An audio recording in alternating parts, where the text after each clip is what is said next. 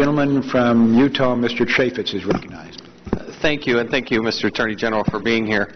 Have you spoken to Secretary Napolitano about Fast and Furious?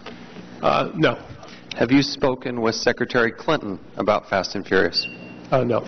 Have you spoken to President Obama about Fast and Furious? I don't think that I have. I see the President... That's okay. If you haven't, you haven't.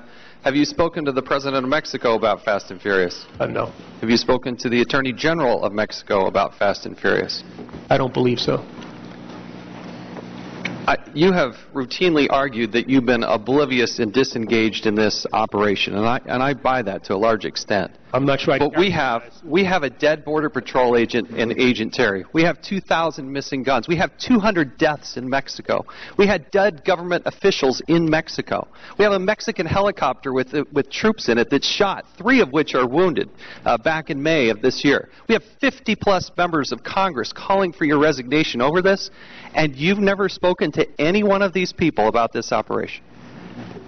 First off, the notion that I am somehow oblivious to this matter is totally belied by these inconvenient things called the facts. You took 5 days to go to the Caribbean. You didn't have 15 minutes to call Secretary Clinton, Napolitano, talk to the President or your counterparts in Mexico? Understand something. With regard to Secretary Napolitano,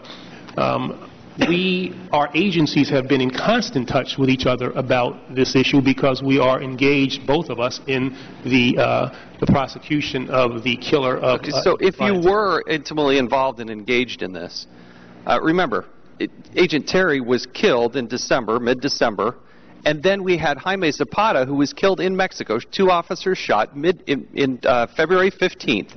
On February 16th, you and Secretary Napolitano issued a press release that's titled, Secretary Napolitano and Attorney General Holder form a joint task force to assist Mexico's investigation into yesterday's shooting of 2 ICE agents in Mexico. At the very beginning of this press release, Secretary of Homeland Security Janet Napolitano and Attorney General Eric Holder today met to discuss this issue. And how is it that you and Secretary Napolitano said you never even talked or discussed, even brought up or had any discussion about Fast and Furious? The press release that you talk about is not a Fast and Furious matter. But so you have to understand something, the way Washington works here, okay? The reality is that when it comes to matters that are under investigation... But the death of Jaime Zapata was highly likely, that came from Fast and Furious. In fact, from testimony that we took from Agent Forcelli, and I'm going to read from this, is from January 8th of 2011, quote, and there was this sense, like every other time, even with Miss Gifford's shooting, there was a state of panic, like, oh my God, let's hope that this is not a weapon from that case. And the shooting of Mr. Zapata, I know that, again, that state of panic that they had, like, please, let this not come back. So the agents on the ground were so concerned that this is going to happen. You and Secretary Napolitano have a discussion, and there's no discussion about even the possibility of Fast and Furious? There is the meaningful conversations that happen between DHS and DOJ happen at lower levels, between investigators. But when you and Secretary... What did you and Secretary Napolitano talk about if you didn't talk about Fast and Furious, and it's the day after Jaime Zapata, and you were very quick to issue press releases? Well, you're making an assumption that in fact, is a Fast and Furious case. I'm not sure that... We didn't know at the time. You didn't know at the time. I didn't know. Nobody knew at the time. Isn't it a reasonable assumption to suggest that it may have been guns from Fast and Furious that happened, that caused that death? Given the fact that there are, over the course of the last 5 years, 64,000 weapons that have gone from the United States to Mexico. I have a hard time believing, Mr. Attorney General, with all due respect, my time is short. Twice, the President of the United States has gone before the American people and said that you had nothing to do with this, you weren't involved in it, you weren't engaged in it, yet you said you've never spoken to the President. How is it that he would know that you haven't been involved, you weren't involved in this, and he can make such a claim if you've never even spoken to him about it? Well, the President gets information from the Justice Department in a variety of ways. We interact with the White House counsel's office very frequently.